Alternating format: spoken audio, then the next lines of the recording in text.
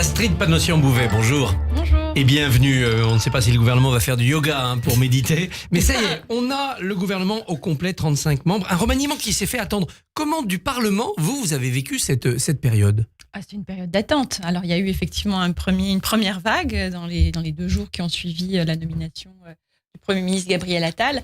Mais c'est vrai, il ne faut pas se cacher que cette attente a été longue. Il y a eu ensuite à la fois un agenda international très chargé et puis cette crise agricole. Mais c'est vrai que cette attente a été longue et que nous sommes heureux maintenant qu'un gouvernement soit constitué et aux affaires pour avancer et travailler sur pour ce que les Français nous attendent. Qu'en attendez-vous de ce gouvernement ? C'est un gouvernement qui doit permettre de gérer la campagne des européennes, de relancer la machine à réforme, de calmer le pays aussi ? Il y a 40 mois qui nous séparent aujourd'hui, même 39 maintenant qui nous séparent avant l'élection de 2027. Et moi, ça fait depuis que je suis élue, depuis juin 2022, que je dis que ce mandat doit être ce mandat qui nous permet une alternative républicaine, démocratique et européenne pour ne pas laisser les clés du camion au populisme et notamment à l'extrême droite. Le risque est là. Le risque est là. Et donc, j'attends de ce gouvernement qu'il travaille précisément sur ce qui nourrit aujourd'hui le risque de 2027 d'extrême droite, c'est-à-dire le ressentiment, que ce soit la crise des services publics, l'école, la santé, la question du travail qui paye, la question de l'ordre, de l'autorité. Voilà la feuille de route qui a été présentée lors de la déclaration de politique générale par Gabriel Attal, et voilà ce qu'on attend, tout simplement. Alors, au cœur de ce remaniement, il y a évidemment le poste de l'éducation nationale, où Amélie Oudéa-Castéra cède sa place à Nicole Belloubet, et ça pose question, parce qu'on voit que Nicole Belloubet, par son passé, peut être la ministre qui va renouer le dialogue avec les syndicats, mais on sait que par exemple sur l'autorité, elle a émis des doutes politiques, idéologiques il y a quelques années.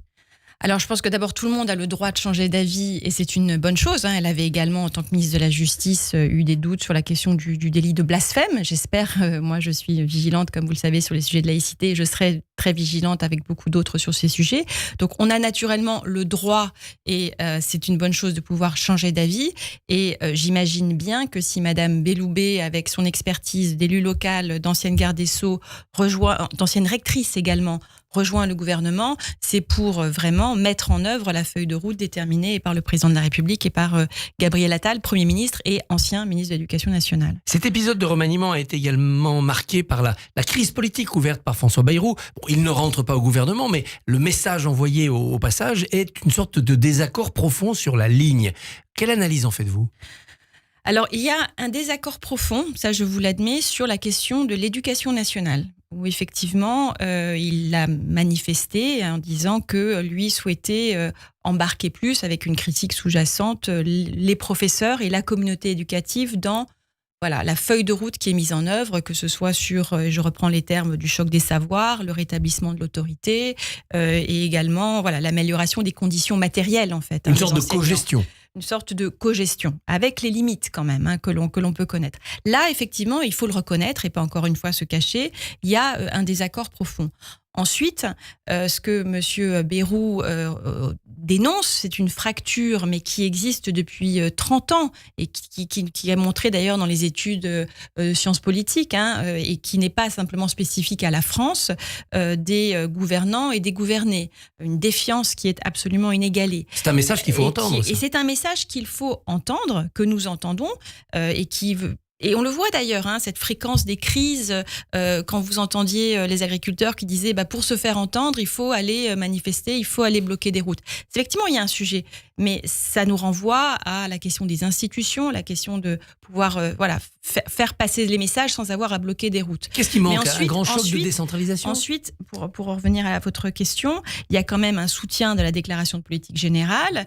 Les députés MoDem qui ont énormément de choses à apporter, je le vois tous les jours à la majorité, sont là. Nous avons des ministres MoDem à des postes importants, Europe notamment, dans les 6 mois, nous sommes à quelques mois de l'élection européenne. Donc voilà, donc il ne faut pas surestimer, je ne pense pas que ce soit une crise, mais ce sont des signaux, effectivement, qu'il faut regarder en face. Avec un message très clair de Jean-Louis Bourlange, président de la Commission des Affaires étrangères à l'Assemblée, éminent membre du MoDem, contre François Bayrou. Donc la crise, elle est aussi chez eux. Elle est chez eux, effectivement aussi, parce qu'ils parlaient de soutien sans participation ou de participation sans soutien. Donc je pense qu'ils ont aussi sans doute des choses à se dire. Dans ce rapport entre gouvernants et gouvernés, qu'est-ce qui manque? Il manque de faire plus de décentralisation, il manque de remettre les partenaires sociaux dans le débat. On a souvent accusé Emmanuel Macron d'ignorer les corps intermédiaires.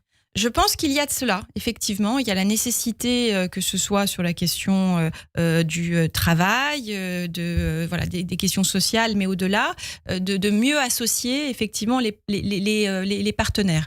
La crise agricole est quand même aussi quelque chose, un signal, c'est-à-dire qu'il a fallu attendre que nos agriculteurs bloquent des routes pour se rendre compte que la loi Egalim, qui a été votée il y a quand même quelques années, était mal ou peu appliqué. Voilà. Donc il y a aussi un vrai sujet et qui est moins de l'ordre du législatif que du Parlement, que de l'exécutif, qui est de faire tourner la machine, c'est-à-dire d'avoir vraiment des lois qui sont votées et qui sont ensuite appliquées jusqu'au dernier kilomètre.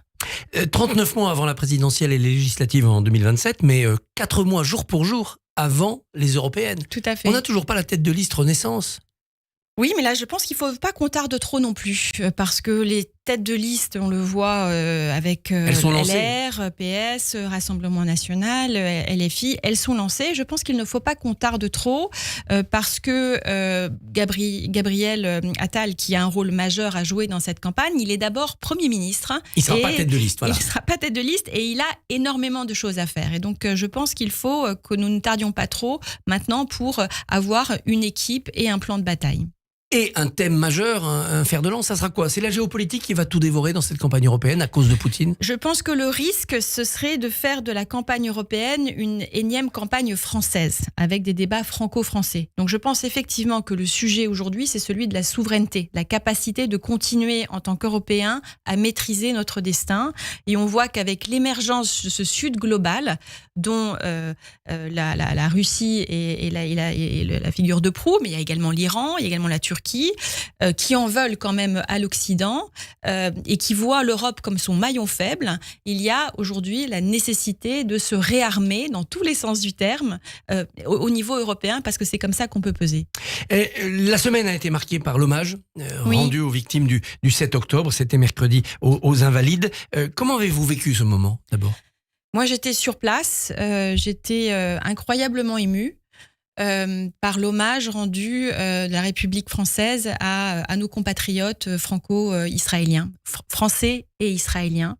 Et j'ai été encore plus émue a posteriori quand j'ai lu les témoignages des familles, notamment Sabine Tahassa qui a perdu son mari et son fils, et qui a dit que pour la première fois, elle avait pu pleurer, et que pour la première fois, elle était prête à de nouveau se tourner vers la vie. Et ça, c'est extrêmement précieux. C'est une sorte de travail de deuil qu'on les a aidés à accomplir. C'est un travail de deuil. Et comme le disait un des officiers qui portait un des portraits, une des photos de ces 42 victimes, il a dit dans un témoignage extrêmement émouvant, ce matin-là, nous étions tous juifs et israéliens et franco-israéliens. Et donc, c'est aussi un hommage. La seule chose que je regrette, pour avoir vu la semaine précédente Koshav El-Kayam, qui est la présidente de la commission israélienne civile d'enquête sur les crimes et les massacres du 7 octobre, c'est que la question des viols et des féminicides n'ait pas été évoquée. C'est une marque très distinctive de ce qui s'est passé le 7 octobre. Il faut que la communauté internationale, la commission d'enquête s'en empare pour que nous puissions aussi écouter les paroles des victimes. C'est depuis le début un problème, il y a un malaise avec cette spécificité, les viols, les féminicides. Les mouvements féministes se sont divisés. Le 25 novembre, une manifestation a été troublée. Pourquoi ? Ça reste une interrogation. Je pense que j'espère que ce n'est pas parce que les victimes étaient israéliennes. Et je crains que ce soit le cas. Et qu'il y a eu un deux poids deux mesures parce que les victimes étaient israéliennes. On n'a pas voulu se montrer solidaire de ces femmes. Dans le mouvement féministe, on a ce complexe-là.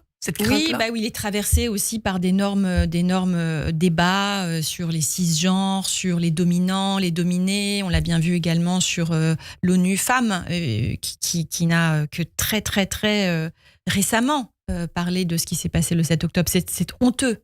Voilà. Et donc, je pense qu'il faut que en France et partout et dans le monde entier, et Sheryl Sandberg était en France comme elle est allée à Berlin, à Londres, l'ex-patronne de Facebook, il faut absolument qu'on documente et qu'on parle de ce qui s'est passé sur les féminicides et les viols de masse, parce que c'est une marque distinctive, une volonté d'humiliation, une volonté d'imposer le silence aux victimes, d'imposer une honte à une société, et ça, c'est pas possible. Il faut en parler. Et c'est d'ailleurs pour ça, moi, je me suis toujours intéressée aux questions économiques et sociales, mais j'ai envie là de voir comment, à travers une résolution, et je vous le dis, comment est-ce que enjoindre aussi le gouvernement français à porter plus ces questions au niveau international, qui sont la féminicide et les crimes sexuels.